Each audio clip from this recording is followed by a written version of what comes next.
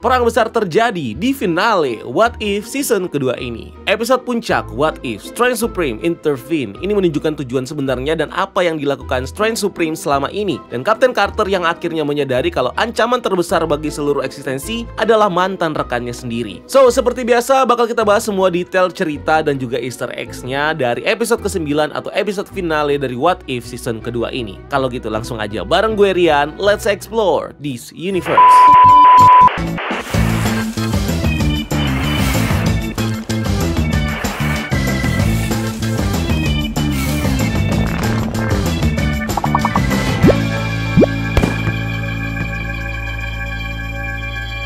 Episode ini langsung melanjutkan episode sebelumnya di mana Strange Supreme nyamperin Kapten Carter ke sebuah bar di London tahun 1602. Strange selalu membawa Carter ke Sanctum Infinitum miliknya, di mana temboknya dipenuhi bola kristal berisi para Universe Killer, makhluk-makhluk powerful yang menurut Strange berusaha menghancurkan universe-nya masing-masing. Strange mereveal kalau selama ini dia sibuk menangkap para Universe Killer ini untuk menebus dosa-dosanya, dan Strange meminta bantuan Carter untuk menangkap salah satu Universe Killer yang melarikan diri. Kapten Carter setuju dan memburu buronannya ke sebuah universe di mana Hydra menang Perang Dunia Kedua. Kapten Carter kemudian berhadapan dengan buronannya yang ternyata adalah Kahorti. Kahorti menunjukkan gestur damai dan menjelaskan ke Kapten Carter kalau Strange berbohong. Tapi sebelum bisa menjelaskan lebih lanjut, Strange menteleport mereka kembali ke Sanctum Infinitum. Strange langsung mencoba menangkap Kahorti ke dalam bola kristalnya, tapi Kahorti mereveal juga kalau Strange telah menangkap berbagai varian powerful. Bukan cuma yang jahat, tapi juga yang baik. Mereka ditangkap untuk dimasukkan ke The Forge sebagai bahan bakarnya, sebuah alat yang Strange buat untuk menghidupkan kembali universe asalnya yang mati. Tanpa pikir panjang, Kapten Carter menghancurkan berbagai bola kristal dan membebaskan para tawanan untuk mengalihkan Strange. Carter dan Kahorti lalu pergi untuk menghancurkan The Force sebelum Strange menggunakannya. Di tengah kekacauan, Carter dan Kahorti bertemu dengan berbagai villain dan lalu berhadapan dengan Black Panther Killmonger. Kahorti lalu memisahkan Killmonger dari Infinity Armor-nya yang akhirnya dia pakai untuk melawan Strange. Singkat cerita, Carter dan Kahorti akhirnya bertemu dan bertarung melawan Strange di The Forge, di mana para varian yang akan dimasukkan ke The Forge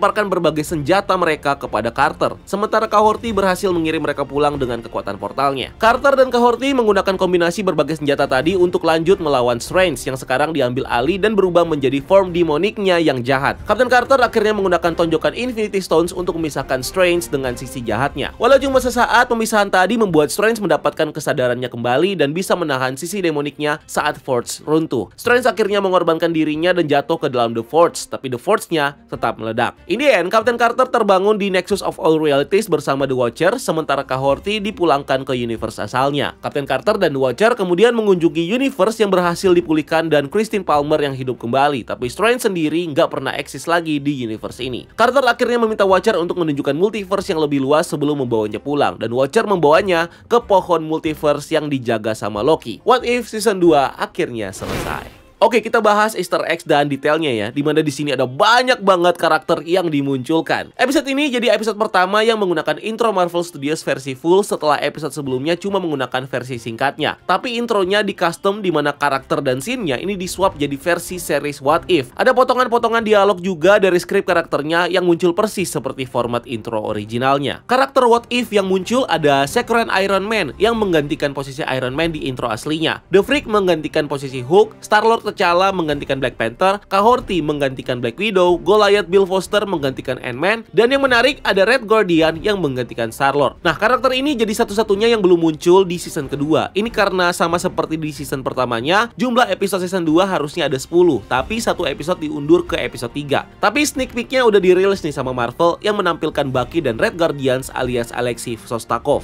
Lanjut di intronya ada Strange Supreme menggantikan Thor, dan lastly Kapten Carter dengan pose dan scene melempar shield yang sama dengan Captain America di intro versi live actionnya. Adegan-adegan yang muncul di huruf Marvelnya juga diganti jadi berbagai adegan yang ada di What If season 1 dan season 2. Lanjut di reveal juga logo Marvel Studios yang bertransisi jadi versi animasi. Dua cara lalu memutar episode ini dengan recap cerita Kapten Carter dan Strange Supreme. Dua cerita yang bertolak belakang, dimana setelah kematian orang yang mereka cintai, satu karakter termotivasi untuk terus berjuang, sementara yang satu lagi nggak bisa move on dan malah terlalu tenggelam dalam dukanya, yang akhirnya menghancurkan universe-nya sendiri. Clash moral antar dua karakter ini juga makin tragis lagi, terutama kalau kita ingat Peggy udah 2 kali kehilangan Steve di season kedua ini, yaitu di episodenya sendiri waktu melawan Hydra Stomper dan di episode 1602. Ketika Carter udah ikhlas, Strange di sisi lain masih sama sekali belum move on dari Christine. Di pertemuan Strange dengan Peggy, Strange menyebut kalau Peggy sebagai sesama Guardians of the Multiverse, merefer ke team up mereka melawan Infinity Ultron di season pertama. Strange kemudian mengganti minuman mereka menjadi whisky, minuman yang belum ada di zaman itu. Ini juga minuman favoritnya Peggy yang suka dia minum bersama Steve. Nah, trik mengganti minuman ini kayaknya udah jadi favoritnya Strange yang suka dia pakai ke temen-temennya. Kayak waktu dia mengubah teh jadi bir buat si Thor di Ragnarok dan mengubah airnya Christine menjadi wine di Multiverse of Madness. Strange kemudian membawa Peggy ke Sanctum Infinitum yang jadi versi alternatif dari Sanctum Sanctorum tapi dengan kata Infinity karena skalanya yang jauh lebih besar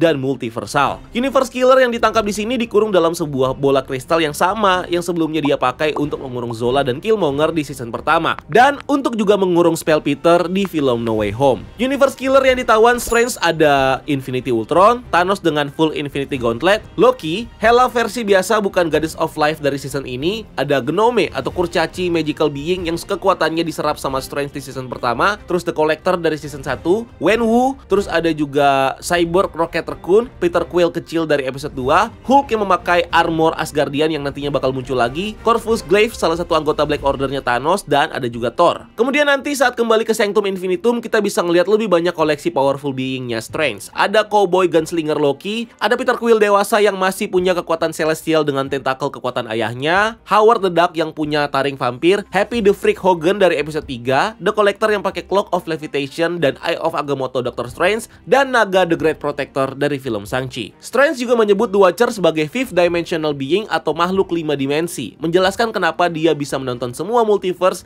dan punya kekuatan luar biasa. Tapi apa sih yang dimaksud dengan dimensi kelima itu? Kalau 3 dimensi itu realitas normal dengan sumbu X, Y, dan Z sebagai ruang untuk kita bergerak. Nah, dimensi keempat adalah waktu, dan dimensi kelima yaitu sesuatu yang lebih dari ruang dan waktu itu. Menurut The Watcher, dimensi selanjutnya adalah reality. So, The Watcher adalah makhluk yang bisa melampaui dan mengawasi time, space, and reality, seperti yang selalu dia sebut di setiap intro What If ini. Time. Space.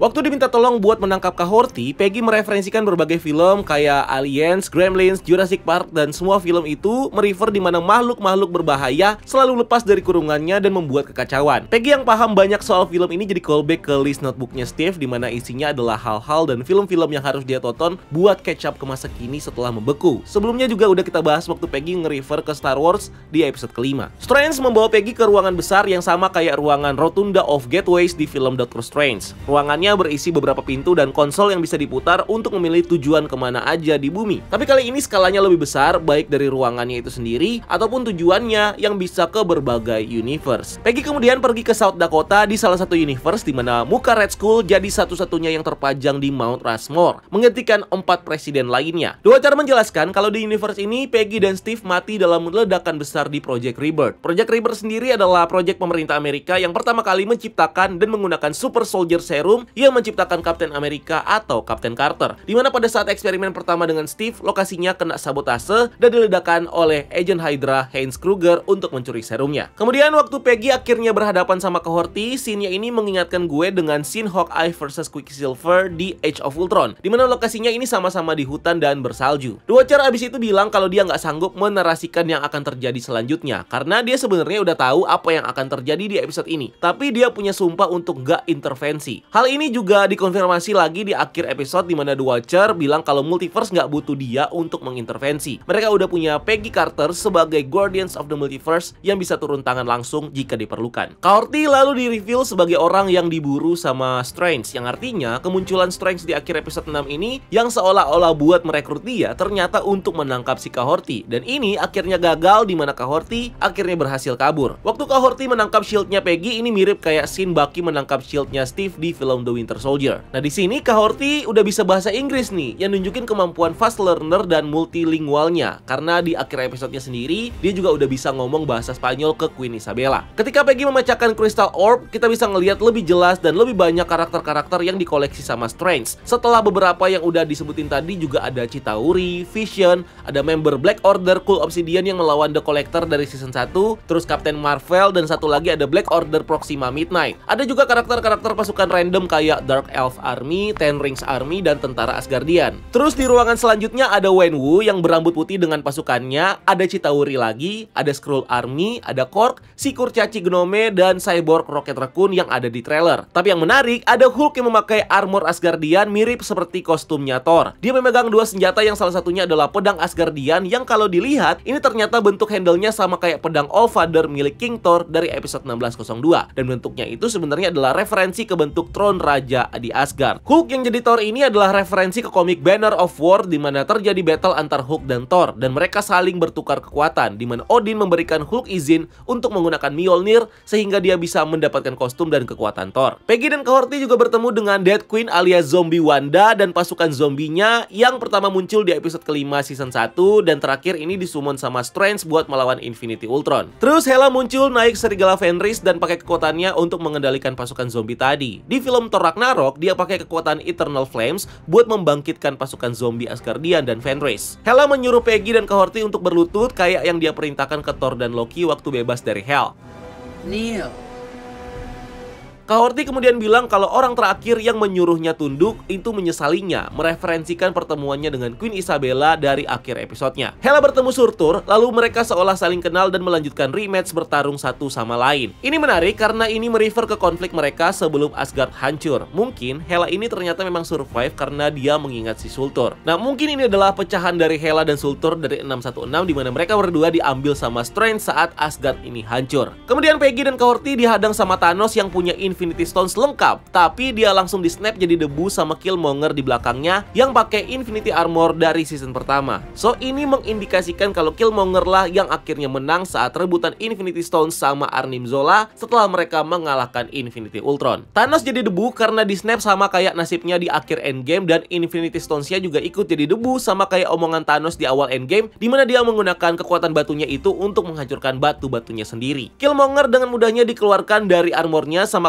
Kahorti dan dikirim ke medan pertempuran para varian, dimana kita juga bisa melihat ada Drax yang lagi bertarung melawan Ebony Maw. Dan terakhir ada dua varian Thor yang saling serang satu sama lain yang menggunakan Mjolnir mereka masing-masing. Peggy dan Kahorti tiba di The Forge dimana Strange mengeluarkan berbagai jurus untuk melawan mereka. Salah satunya ada 3 kepala yang sebelumnya juga digunakan Strange di season pertama untuk melawan Infinity Ultron. Ini juga dipakai di Multiverse of Madness untuk melawan Wanda, tapi di sini naganya punya form baru jadi warna ungu dan kelihatan tulangnya. Kalau kalian notice, efek energi yang dikeluarkan Strange dan Peggy di pertempuran ini ada titik-titik hitamnya. Ini disebut dengan efek Kirby Crackle, yaitu efek yang diciptakan sama maestro komik Jack Kirby yang berupa titik-titik hitam yang biasanya menggambarkan konsentrasi energi. Efek ini juga digunakan beberapa kali di season pertama, terutama saat sequence Watcher melawan Infinity Ultron. Strange Supreme juga mengeluarkan beberapa jurus yang mereferensikan battle-nya Strange saat melawan Thanos di Infinity War. Contohnya ada jurus 1000 bayangan dan jurus mengubah serangan lawannya jadi kupu-kupu. Strange juga mengembalikan Peggy dengan ilusinya ke titik waktunya di Project Rebirth. Dan Dr. Erskine menanyakan Peggy, bukankah lebih nyaman duduk di booth di atas atau memang mau stay di bawah? Momen ini krusial karena inilah momen Nexus eventnya Peggy yang membedakan hidupnya antara di timeline utama atau yang bikin dia menjadi Captain Carter. Peggy kemudian sadar setelah melihat kupu-kupu di ruangannya, tapi bukan cuman itu, karena Steve juga bilang I love you di sini ke Peggy. Padahal di titik itu harusnya hubungan mereka belum sampai se I love you itu. Strange kemudian melanjutkan rencananya untuk memasukkan para varian powerful ke The Forge. Di antara para karakter yang akan dijatuhkan ada Atarax, salah satu leluhurnya Kahorti yang juga mendapatkan kekuatan Tesseract. Para varian yang jatuh lalu memberikan berbagai senjata mereka ke Peggy dan Kahorti, di mana ada helmnya Hela, Mjolnir, Ten Rings, pedang Asgardiannya Hulk, tombak Gungnir, dan kelihatan juga ada daggernya Drax dan pedang Godslayer milik Gamora. Tapi di sini Kahorti nggak memegang Mjolnir secara langsung, cuma mengangkatnya pakai telekinetis. Apakah artinya ini Kahorti nggak worthy atau memang lebih praktis aja buat dia ya, tanpa harus dibawa dan dilempar secara manual. Strange akhirnya mengeluarkan demonic formnya yang beda dari wujud originalnya di season 1.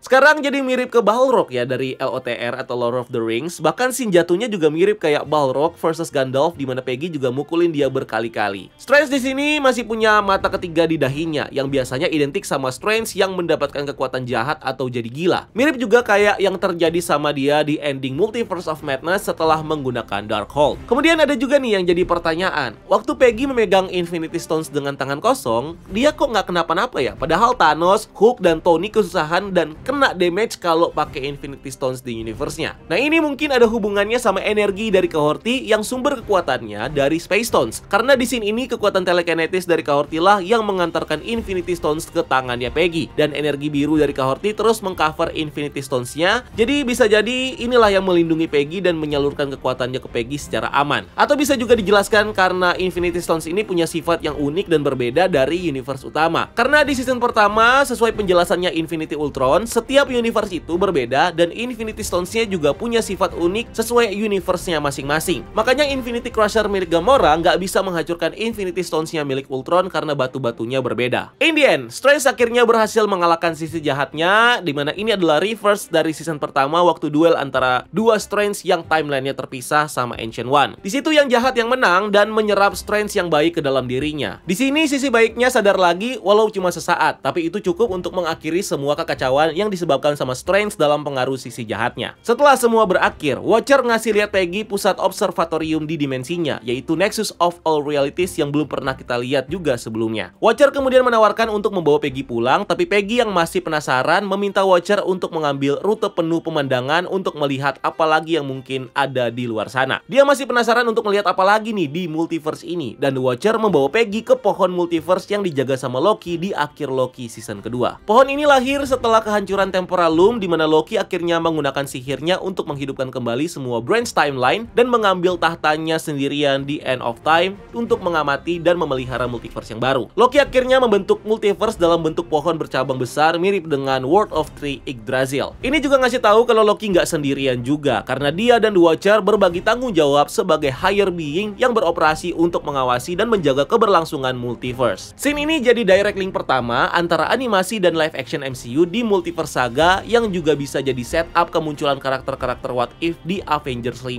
dan Avengers Secret Wars. Terutama Captain Carter yang jadi karakter utama di franchise What If, apalagi kemunculan live actionnya udah diuji coba dengan salah satu variannya yang muncul di Multiverse of Madness. The Watcher dan Carter yang mengunjungi Multiverse Loki juga menunjukkan kalau mereka berdua masih mungkin akan menjelajahi multiverse yang bercabang lebih jauh lagi sebelum nantinya bakal muncul di crossover saat event Secret Wars. Dan The Watcher juga bakal membiarkan Peggy mengambil peran yang lebih aktif sebagai Guardians of the Multiverse dengan menunjukkan Peggy semua yang ada di multiverse. So, di Secret Wars nanti kita mungkin bakal punya satu tim lagi, yaitu Guardians of the Multiverse baru yang akan dipimpin sama Captain Carter ini. Ending ini juga jadi tease kuat untuk What If season ketiga yang memang udah dikonfirmasi, menunjukkan kalau multiverse masih banyak dan luas isinya untuk dieksplor. Dan seperti yang udah disebut di awal tadi, klip dari episode di season ketiga udah dirilis, di mana Bucky dan Alexei Shostakov ini teaming up dalam misi undercover dan kejar-kejaran sama Bill Foster dan Ranger Morales. Di bagian kredit akhir kita juga melihat ada beberapa konsep art untuk episode ini, tapi salah satunya ada gambar yang gak muncul di episodenya, yaitu gambar multiverse yang masih pakai konsep awalnya He Who Remains. Bisa diasumsikan ini tadinya adalah gambaran multiverse yang akan muncul di akhir episode, tapi setelah Loki season 2 tayang, akhirnya diganti jadi versi terbarunya, yaitu bentuk pohon.